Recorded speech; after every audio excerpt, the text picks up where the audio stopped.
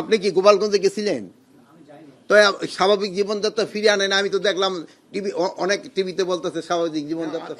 এখন আওয়ামী লীগের তরফ থেকে একটা হরতাল ডাকা হয়েছে। এখন হরতালটা হয়েছে কিনা এটা বলেন। দুইটা গাড়ি হয়েছে, সত্যি কথা। আমরা তো এই নাশকতাটা হয়েছে। আমরা অন্যান্য হরতাল কল করার সময় এই ধরনের নাশকতা আরো বেশি হইতো, বাট ওর থেকে আমরা অনেকটা কমে আনতে পারছি কিনা এটা আপনারা দেখবেন। মৃত্যুর জন্য পুলিশ মামলা করবে কি না করবে এটা তো একটা কমিটি করা হয়েছে, তারা করবে। আর গোপালগঞ্জের ঘটনা তো আমরা বলছি আপনারা নিশ্চয়ই দেখছেন, মানে কি পরিস্থিতি তারা করছিল। এখন এটা তো আপনারা নিজেরই দেখছেন। এখন তো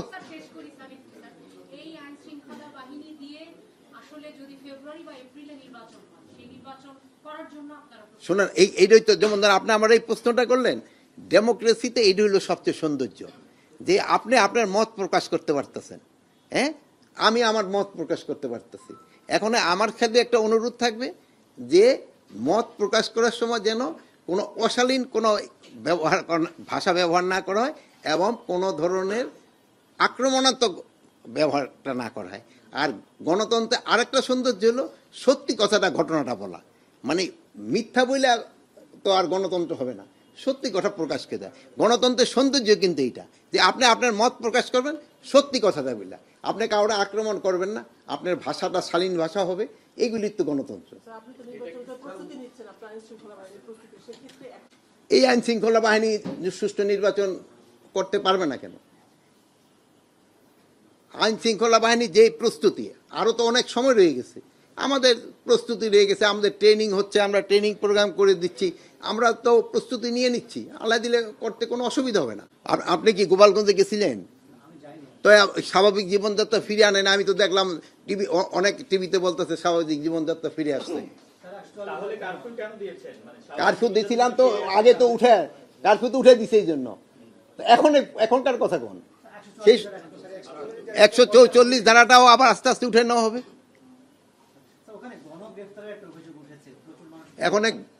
এখন যে শোনেন, অন্যায় করলে সে গ্রেপ্তার হবে। আমি একটা কথাই বলছি, কোনো অবস্থায় যেন সে দুষ্কৃতিকারী ছাড়া না যেন পায়, আর যেন যে অপরাধ করে নাই যে যেন কোনো অবস্থায় ধরা না পড়ে। সেজন্য শিশু, আমি এরকম তো কোনো রকম খবর আমার কাছে নাই যে শিশু আছে।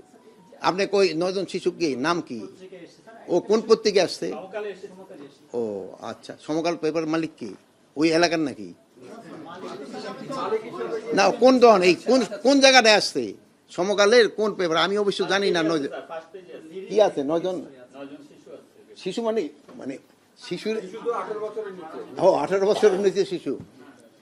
এখন আপনারা দেখতে পাচ্ছেন পেপারে যে চাকাচাকি কারা করতেছে। 18 বছর নিচে কি কেউ ওখানে গেছিল? আগে একটা বিষয়